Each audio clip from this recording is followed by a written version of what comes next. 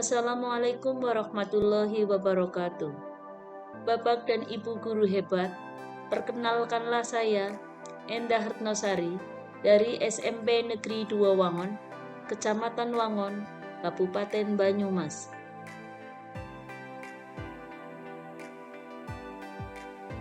Pada aksi nyata kali ini, saya akan berbagi pengalaman dan pemahaman tentang Merdeka Belajar.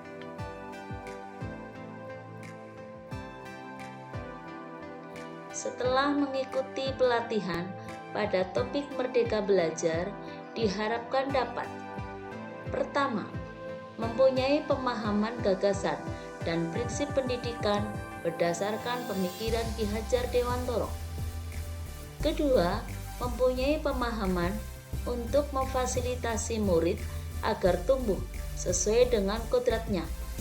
Dan yang ketiga, mempunyai penerapan pembelajaran yang memerdekakan murid.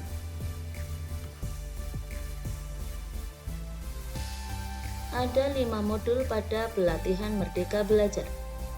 Yang pertama, mengenali dan memahami diri sebagai pendidik. Kedua, mendidik dan mengajar. Ketiga, mendampingi murid dengan utuh dan menyeluruh.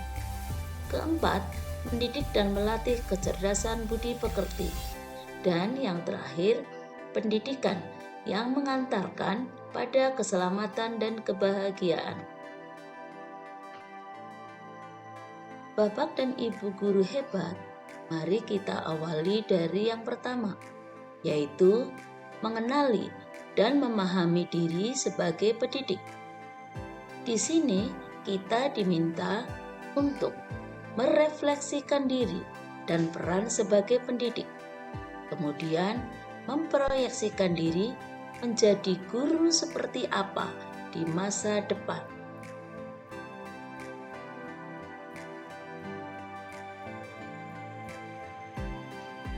Bapak dan Ibu guru hebat, sebelum memerdekakan murid, tentu kita harus memerdekakan diri sendiri sebagai seorang pendidik dengan cara yang pertama, memahami dan menghayati diri sebagai manusia yang merdeka untuk terus belajar. Yang kedua, menyelaraskan peran guru yang relevan dengan konteks murid dan zaman. Yang ketiga, bertutur kata lembut, mendengarkan pendapat, memotivasi untuk gemar dan senang belajar. Dalam proses ini ada 3 bagian yang akan kita pelajari, yaitu mengenali diri dan peran seperti apakah saya. Mari kita lihat pendapat dari Ki Hajar Dewantoro bahwa manusia merdeka yaitu hidupnya bersandar pada kekuatan sendiri, baik lahir dan batin, tidak tergantung pada orang lain. Untuk mengenali karakter murid dan kebutuhannya, kita harus lebih dulu mengenal dan memahami kekuatan dan kelemahan kita sebagai pendidik. Belajar secara mandiri dan terus mengembangkan potensi menghantarkan murid kita menjadi murid yang merdeka.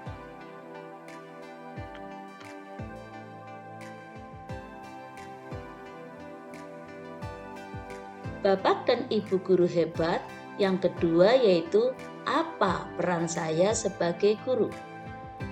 Menurut Ki Hajar Dewantoro, anak-anak hidup dan tumbuh sesuai kodratnya sendiri.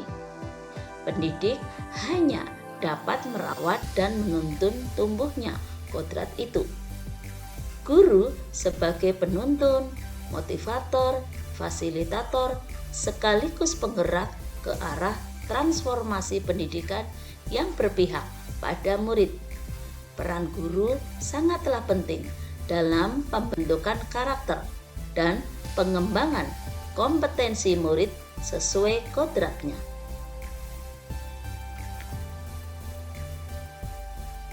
Yang ketiga yaitu ingin menjadi guru seperti apakah saya? Tentu kita sudah memahami konsep dari Ki Hajar Dewantara, yaitu ing ngarsa sung tulodo, ing madya mangun karso, tuturi handayani. Guru yang maju memiliki peta konsep dan rancang pikir yang jelas tentang gambaran dirinya yang ideal. Ketika kita memahami kekuatan dan kelemahan kita, maka kita tahu apa yang bisa dioptimalkan dari peran kita sebagai guru bagi murid-murid kita. Inilah hakikat guru yang mampu memerdekakan muridnya.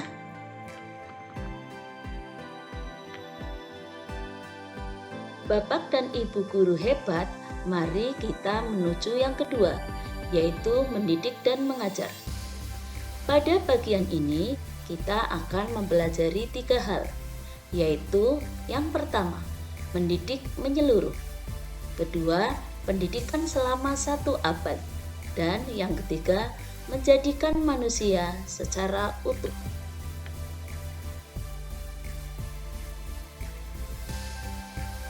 Bapak dan Ibu guru hebat, lantas bagaimanakah cara kita mendidik dan mengajar di kurikulum Merdeka? Tentu untuk saat ini harus dirubah, di mana kita pernah mengajar dengan menggunakan sistem pengajaran di zaman kolonial. Di antaranya, yang pertama, meminta murid berdiri di depan kelas saat tidak mengerjakan tugas. Yang kedua, murid duduk rapi menghadap ke depan kelas yang hening. Ketiga, melakukan perankingan berdasarkan nilai pengetahuan. Dan yang keempat, menyeragamkan dalam pembuatan tugas.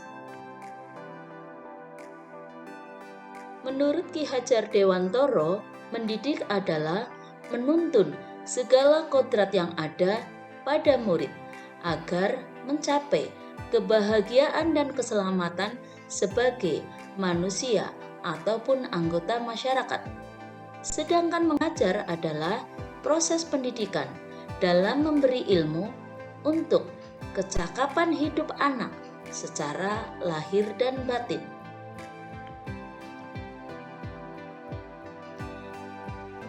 Bagian yang ketiga yaitu mendampingi murid dengan utuh dan menyeluruh. Ada 2 hal yang akan dipelajari. Yang pertama yaitu kodrat murid, dan yang kedua adalah azas trikon.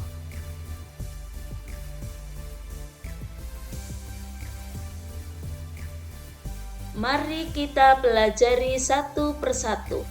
Yang pertama, kodrat murid, bahwa segala perubahan yang terjadi pada murid dihubungkan dengan segala kodrat keadaan, baik alam ataupun zaman. Tugas guru memastikan seluruh dimensi diri dalam diri murid harus dikenali, digali, dan dikembangkan. Yang kedua yaitu azas trikon. Yang pertama, kontinuitas, merupakan pengembangan harus dilakukan secara terus-menerus dengan perencanaan yang baik.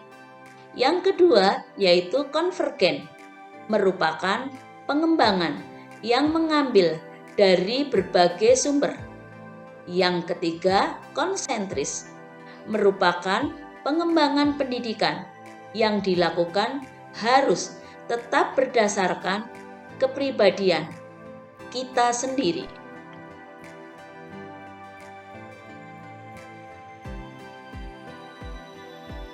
Selanjutnya pada bagian keempat yaitu mendidik dan melatih kecerdasan dan budi pekerti. Mari kita pelajari apa itu budi pekerti dan apa itu teori konvergensi.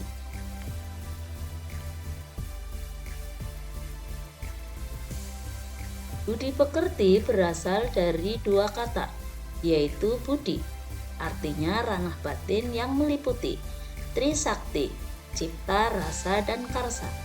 Sedangkan pekerti adalah ranah lahir yang mewujudkan tenaga.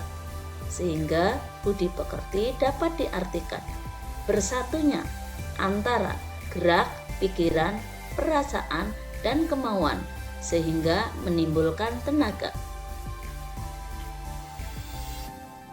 Mendidik dan melatih kecerdasan budi pekerti dapat dilakukan dengan 3 cara. Yang pertama, melatih keberanian berpendapat atau olah akal. Yang kedua, mengasah perasaan dan perilaku atau olah hati.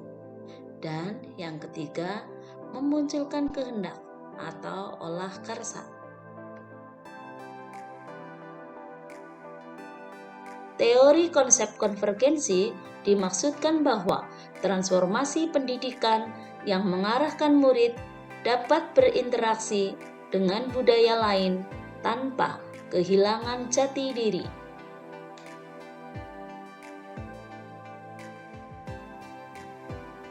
Yang kelima yaitu pendidikan yang mengantarkan keselamatan dan kebahagiaan. Tujuan akhir dari seluruh pendidikan yaitu keselamatan dan kebahagiaan murid. Hanya dapat dipenuhi dengan memahami peran guru melalui sistem AMONG. Murid generasi natif digital hidup di era kemajuan yang mengharuskan guru menjadi pendidik yang adaptif, inovatif, reflektif, kolaboratif, dan berpihak pada murid.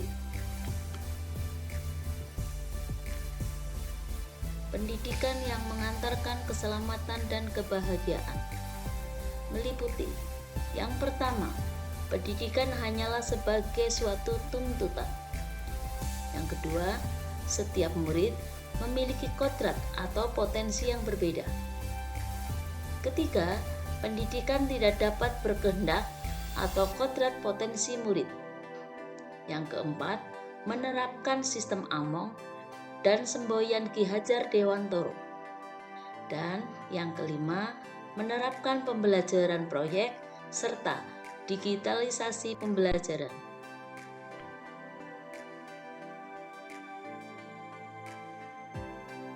Bapak dan Ibu guru yang hebat, terdapat trisentra pendidikan. Yang pertama yaitu keluarga. Keluarga merupakan pendidikan utama bagi murid. Pendidikan keluarga menjadi pendidikan dasar bagi anak, terutama dalam hal penanaman nilai-nilai agama, budi pekerti, berperilaku, serta cara pandangnya terhadap sesuatu. Yang kedua yaitu sekolah.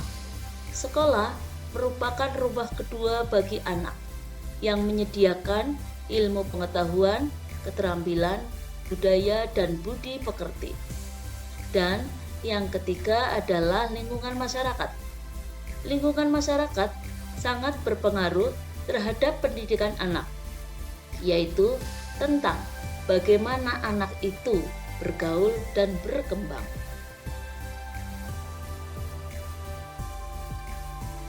Bapak dan Ibu yang saya hormati, saya mengharapkan umpan balik dari Bapak dan Ibu setelah mendengarkan pemaparan tentang materi Merdeka Belajar dengan mengisi link Google Form berikut, atau bisa Bapak dan Ibu klik yang ada di kolom deskripsi di bawah, atau juga Bapak dan Ibu bisa mengisi di kolom komentar dengan mengisi apa yang Bapak Ibu pikirkan dan langkah kecil apa yang akan dilakukan setelah memahami pemahaman materi Merdeka Belajar tersebut.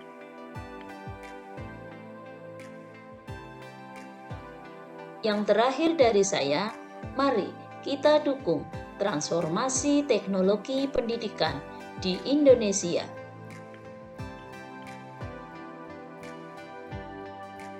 Sekian dari saya. Terima kasih. Wassalamualaikum warahmatullahi wabarakatuh.